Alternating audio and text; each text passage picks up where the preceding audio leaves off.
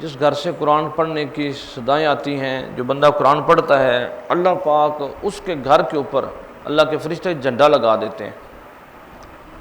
اور جب وہ آسمانوں سے زمینوں کی طرف آتے ہیں تو وہ نشانی بتاتے ہیں ایک دوسرے کو کہ وہ جو فلانا جھنڈا ہے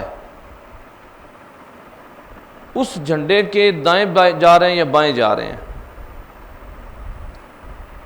فرشتے اس جھنڈوں کو پہچانتے ہیں۔ جب وہ بندہ فوت ہو جاتا ہے تو وہ جھنڈا اتار لیا جاتا ہے۔ اب فرشتے ایک دوسرے کو افسوس کرتے ہیں کہ ہائے فلانا بندہ فوت ہو گیا، اور قرآن عظیم الشان جو ہے جب بندہ فوت ہو جائے گا، قبر میں جائے گا، منکر و نکیر کے سوال ہوں گے، آقا دو جہاں سے زیارت نصیب ہوگی، اس کے بعد ایک خوبصورت جوان کے پاس آئے گا، جو قرآن پڑھنے والا بندہ اس کے پاس، جس کی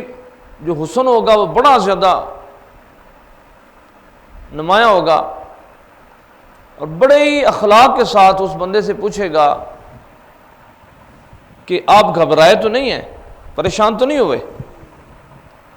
تو بندہ کہے گا کہ اے اتنی سونی صورت والے، اتنے اچھے اخلاق والے، آپ کون ہیں؟ تو وہ جوان کرے گا کہ میں وہ قرآن ہوں جس کی تو تلاوت کیا کرتا تھا۔ پھر کہے گا میں اب بھی آیا، اور روایتوں میں ہے کہ وہ جائے گا اور ایک لمحے کے بعد آ بھی جائے گا، اور اس کے ساتھ فرشتوں کی جماعت ہوگی، اس کے ساتھ وہ جنتی بچھونے ہوں گے، اور کہے گا کہ یہ قیامت تک کے لیے تیری خدمت کریں گے۔ قرآن عظیم الشان جو ہے وہ اس کو پھر ہمارے جو بزرگوں کا طریقہ ہے، وہ قرآن جو ہے کہ صرف اس سے وابستہ رہنا، جیسے ہمارے سلسلے میں ہوتا ہے نا کہ پیر سے وابستہ رہنا، جو بندہ پیر سے ذرا ادھر ہوا پھر وہ ذکر بھی گیا، پھر وہ لذت بھی گئی، پھر وہ معاملات بھی، چہرے سے رونق بھی گئی، سارے کے سارے جو ہیں جیسے درخت سوکھ جاتا ہے، خشک ہو جاتا ہے، اس طرح بندے کا دل بھی خشک ہو جاتا ہے۔ وہ پھر انوارات جو ہوتے ہیں، وہ جو زمین ہوتی ہے نا، جیسے زمین ہوتی ہے، اس کو کاریگر نہ ملے تو کچھ عرصہ ویسے پڑی رہتی ہے، پھر اس کے اوپر بوٹیاں اگتی ہیں، پھر ایک وقت آتا ہے وہ تھور نکالنا شروع کر دیتی ہے،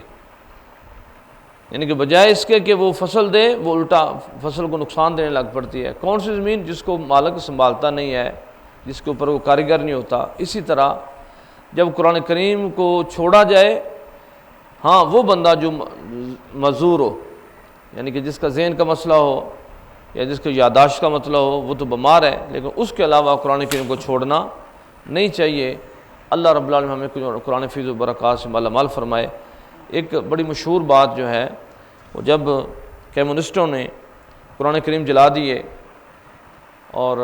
حافظ قرآن کو قتل کر دیا، جتنی کتابیں ختم کر دیں، تو ایک کمیونسٹ جو تھا لیڈر، اس کے پاس ایک بندہ اپنے 13 سالہ بچے کو لے کے گیا اور اس کو کہا کہ فلاں جگہ سے پڑھ، اس نے پڑھا، فلاں جگہ سے پڑھا، فلاں جگہ سے پڑھا، تو اس نے کہا کہ تو نے یہ جو قرآن عظیم الشان یہ کاغذوں پہ لکھا تھا، اس کو تو نے جلا دیا ہے، اور جو اللہ نے ہمارے دلوں میں نقش کر دیا اس کو کیا کرو گے؟ تو یہ قرآن کا معجزہ ہے کہ قیامت آ جائے گی لیکن اس کے زبر و زیر میں فرق نہیں پڑے گا۔ اس دور میں جہاں پہ نفس و نفسی کا عالم ہے، جہاں پہ ہر بندہ سوچتا ہے کہ میں روپے سے کتنے روپے کماؤں گا اور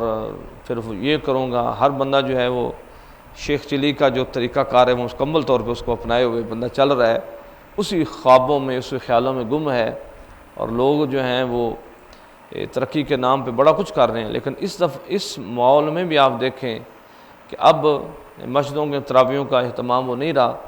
لیکن آپ دیکھیں کہ آپ کو پتہ چل جائے گا کہ رمضان کے بعد کئی گھروں میں لوگوں نے تراویح پڑھی، کئی جگہوں ختم قرآن ہوئے، بلکہ اس سے بھی زیادہ ہوئے، وقتی طور پہ تھوڑی سی پلاننگ میں آگے پیچھے ہو گیا، لیکن قرآن کریم کی جو شان ہے یہ دن بدن بڑھتی رہنی ہے۔ اللہ پاک ہمیں قرآن کریم کو سنبھالنے کی توفیق عطا فرمائے، قرآن کی خدمت کرنے کی توفیق عطا فرمائے۔